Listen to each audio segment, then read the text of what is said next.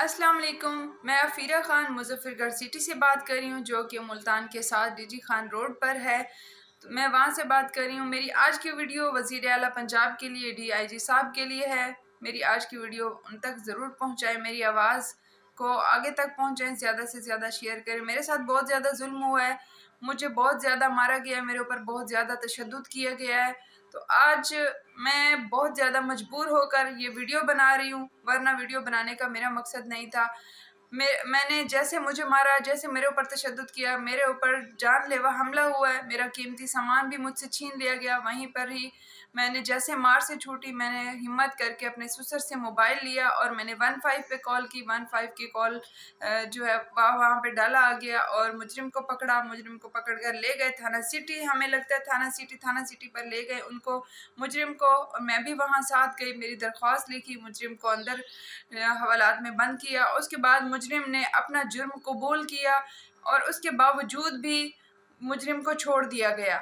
मुझे बगैर बिना ही, मुझे बताए बिना मुजरिम को छोड़ दिया गया। मैं घर में आई, उसके पीछे ही मुजरिम को छोड़ दिया। जैसे ही मुजरिम छूट कर आया, हमारे घर के साथ ही रहता है मुजरिम, उसने वैसे ही मेरे घर के दरवाजे पर आकर दस्तक दी और उसने मुझे कहा कि तुमने मेरा क्या उखाड़ लिया, मैं तुम्हें जान से मारूंगा, मैं तुम्हारा बहुत कुछ कर लूँगा, तुमने मेरा क्या कर लिया, मैं छूट कर वापस आ गया हूँ। वैसे ही जैसे उसने मुझे धमकी दी, वैसे ही मैं सिटी थाना पर गई। वहाँ जाकर मैंने SHO साहब को मिली। मैंने उनसे कहा कि आपने मेरा मुजरिम जो है क्यों छोड़ा है, आपने किस लिए छोड़ा है, जबकि उसने अपना जुर्म भी कबूल किया, आपने उसके बावजूद उसने क्यों छोड़ा है आपने उसको। तो मुझे SHO ने कहा कि हमारा कोई काम नहीं है बीबी, हम लोग आपके काम के लिए नहीं बैठे हुए, हम तो एक इंसानियत के नाते आपकी सुन रहे थे, वरना मेरा कोई फ़र्ज़ नहीं है, मैं आपके लिए नहीं बैठा हुआ यहाँ पर, मैं आपके काम करता रहूँ, मैं आपके काम के लिए नहीं बैठा हुआ, आप जाएँ। मैंने उसको छोड़ दिया, आप जाएँ, वो आ जाएगा कल। तो मैं वहाँ से उनको मैं कहती रही, लेकिन उन्होंने मेरी कोई बात ना सुनी, उल्टा मेरे साथ अलग से कोई बिहेव किया, बदतमीज़ी से मेरे साथ पेश आए और मैं वहाँ से वापस चली आई। मेरे हस्बैंड भी मेरे साथ थे, हम दोनों वहाँ पर थाने पे गए थे। शाम को 8 साढ़े 8 बजे का टाइम था। तो उसके बाद मैं वहाँ से वापस आ गई। मेरी रोज़ाना जाती हूँ, संडे वाले दिन का वाक़या हुआ है, 15 अक्टूबर को वाक़या हुआ है, संडे वाले दिन।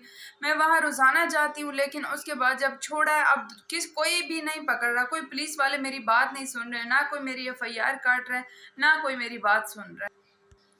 मेरी DIG पंजाब पुलिस से गुजारिश है, हाथ जोड़कर गुजारिश करती हूँ कि मुझे इंसाफ दिलाए, मेरा कीमती सामान मुझे वापस दिलाएं और मुझे तहफ़्फ़ुज़ दिया जाए। मेरी जान को ख़तरा है, वो मुझे कभी भी मेरे साथ कुछ भी कर सकते हैं। कत्ल कैसे होते हैं, ये कत्ल की धमकियाँ देते हैं, पुलिस वाले इसको आम समझते हैं, कोई एक्शन नहीं लेते, कोई दरख्वास्त पर काम नहीं करता। जब कत्ल हो जाते हैं उसके बाद फिर सब लोग आ जाते हैं, सब पुलिस वाले आ जाते हैं, उससे पहले कोई एक्शन क्यों नहीं लेता। उम्मीद करती हूँ मेरी आज की वीडियो ज़्यादा से ज़्यादा आप लोग आगे शेयर करेंगे, मुझे इंसाफ मिलेगा।